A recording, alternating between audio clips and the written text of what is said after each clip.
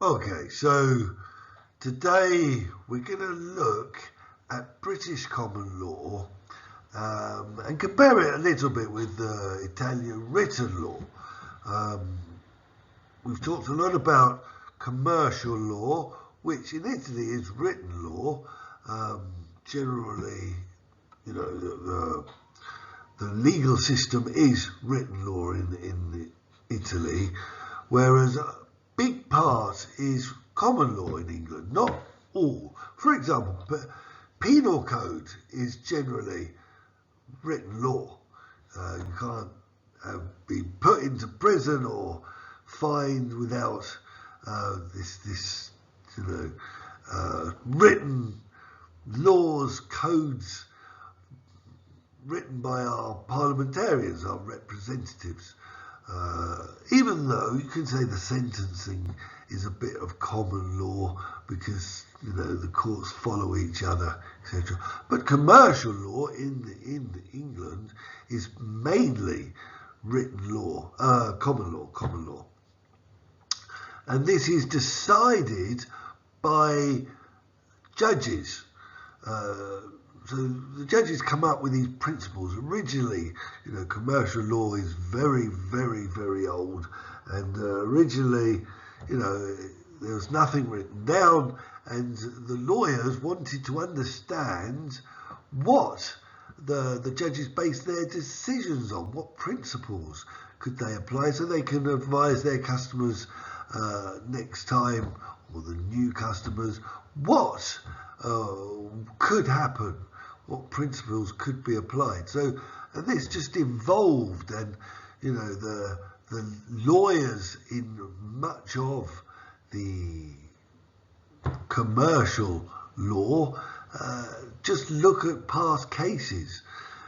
Normally, the higher the courts, the more the precedent is established. So the highest court in the land used to be the House of Lords, and that was why many of the sentences, many of the principles and judgments were made by the House of Lords. And so in a way, the House of Lords contained and contains our ex-prime ministers and ex members of parliament and people that are esteemed in society and revered as being, really part of the establishment. So there's got this connection with British culture. It's not so unrepresentative of what we think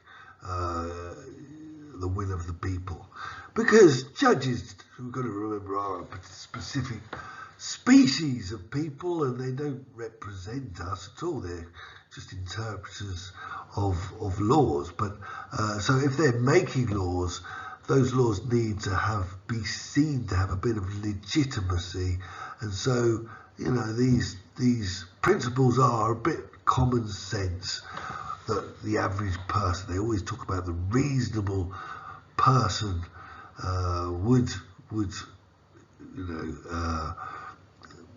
consider as common sense. In Italy, instead, you've got the written law. We've seen, in your commercial law, you have to really define every single thing and the consequences of all possible situations. So it's very heavy. You've got to learn a lot of code and understand what each part of the code really means and how it should be interpreted. So yeah, we sometimes refer to this common law as case law, and this means the sentences of courts, which is considered jurisprudenza, are considered the principles to follow legally. So And yes, here I've just written that a lower court must always follow a higher court, or a statute. So if the statute does exist, statute being a law written by Parliament, if that exists, that overrides any common law. So, okay. Now, to really understand common law, we have to look at a real case. And we've got the law of tort, which is negligence. Here we're talking about negligence, not doing what you should have done, and behaving as you should, and harming someone because of it. So you've got this famous case, very famous case, Donahue versus Stevenson in 1932, which established 3 principles of common law, which are applied all the way through. We don't distinguish between civil law, common law, or commercial law, or constitutional law. When it comes to these principles, normally they can apply all the way through, unless there really is a statute. So, okay. In this case, Mrs. Donahue was consuming a ginger beer bought by her friend in a bar. So it was her friend that bought this. The ginger beer had a decomposed snail in it. Not very nice. And Mrs. Donahue only noticed the snail after she'd drunk some of the ginger beer, and she was very ill because of this. So let's remember that it was bought by her friend. So there was no contract between her, Donahue, and the other party, which was Stevenson. Stevenson was the manufacturer of the beer. So, there's not this contract broken. But the court established that there was a duty of care towards your neighbour. So it wasn't necessary. This contract wasn't necessary. We have this duty of care. We've got this principle of love thy neighbour, haven't we, in the Christianity? So this can be seen as a case of, an expression of the Bible. Have a care about your neighbour. Part of love is taking care of others. So it doesn't matter about the contract. That's one principle. And the manufacturer had a duty of care towards the final consumer. So that is another principle. It's not just a duty of care towards who they sell to. So that, this is an important principle. The manufacturer can't just think about the shops, which it had a contract to, so was obliged, had an obligation towards the shops, but also it had obligations towards the final customer. And then there's the neighbour test, which is, like I said, in the Bible we've got this first commandment that you must love thy neighbour. In law, that can be interpreted as you must not injure your neighbour. So this is a principle that we can't injure other people. But who is our neighbour? If it's not, the shops for Stevenson, for the factory, who is the neighbour? And the House of Lords established a test of who is the neighbour in order to establish the presence of a duty of care. The neighbour test is this someone so closely and directly affected by my act that I ought reasonably to have them in my contemplation as being affected when I'm directing my mind to acts or omissions in question. Okay, so here, yeah, so it's the person who will be affected by our acts or omissions. That's who our neighbour is. Here, they always talk about reasonably, especially in common law. It's important because we're really trying to establish kind of common sense, what the average person would think. It's not, it should be apolitical. There's another case of Comparo versus Stickman in 1990, which established another principle. Comparo bought Fidelity PLC shares with the intention of taking it over, so they were going to buy completely the company. And Comparo depended on the accounts written by Stickman to give a true picture of the condition of Fidelity. So they've got to see whether it's profitable, what assets were in the possession of Fidelity, so they can establish really how much it was worth. However, after losing a lot of money, Comparo sued the accountants, Stickman, for negligence. Okay, and here they lost. Now, why did they lose? They lost because there was no duty of care to prevent the loss they suffered, because it wasn't reasonably foreseeable. I mean, the accountants were honest, they've written everything, but you know, life being what it is, it was very unpredictable.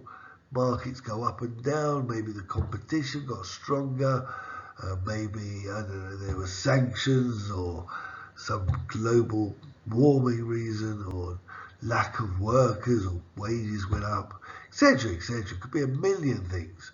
So the new test of a duty of care was that it must be reasonably foreseeable the consequences. So it's got to be foreseeable that the actions would cause harm in question, and it wasn't. It wasn't reasonably foreseeable because it could have been a million things. And it wasn't because of the accounts being incorrect, even if they were presenting a picture which was a bit distorted. Maybe the problems were other things. Could have been a million other things that caused this unprofitability. Now, we've got to look at the advantages and disadvantages of common law over written law, because you know, they both can be seen in different ways, and to really understand them, we have to look at them in different ways. So with the common law, the advantage obviously is it's very quick. I always think of the airplane as an example. The invention of the airplane, you know, when they first invented the airplane, all the land, if I was a farmer, I had some land, I owned the land, but also all the space above the land until, you know, outer space. So I owned everything. So by inventing an airplane, the pilot would have to ask, if he wanted to fly from Scotland to London, he would have to ask the permission of maybe thousands and thousands of farmers who could, you know, say no or demand money or whatever. And this needs to be changed. And if it could be challenged and defended without a law, because it's common sense that they shouldn't have to ask permission, then that would be much quicker than if, you know, every single invention that happens, they've got to think of all possible consequences and prepare the legal code for it.